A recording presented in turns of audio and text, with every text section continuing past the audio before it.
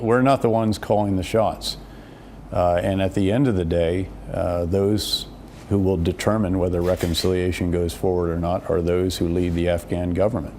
And that is why it is appropriate that they lead these efforts, perhaps facilitated in some cases, supported in some cases by the United States, but those are going to remain behind the scenes, and that's where they should remain.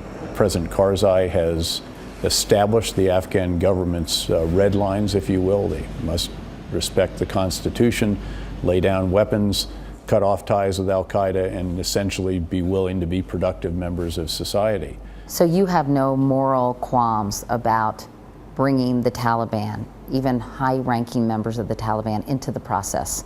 It's not about my moral qualms. It's about the Afghanistan leadership, which has established the red lines. And I think that you have to have at least an open mind about this, because this is historically the way counterinsurgency efforts ultimately have been concluded. What would the Afghan and the U.S. have to offer the Taliban in Again, negotiations? they can live, is number one. And number two, perhaps they could return to their country of origin. A lot of them are tired of, again, living a life on the run, of being pursued, of living outside the country and so forth. And so I think that those are all, fairly powerful incentives for them.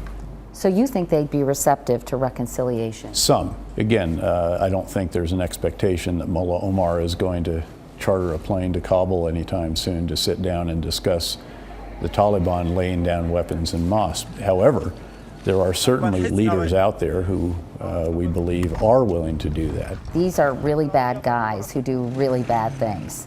There are certain caveats they may agree to, but are they trustworthy?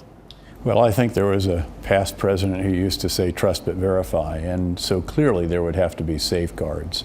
In other words, if they don't adhere to the caveats, there will be hell to pay? Yes, is the answer, of course. But can you really ever rid the world of terrorists? I put that question to General Petraeus in part 2 of our interview later in the broadcast.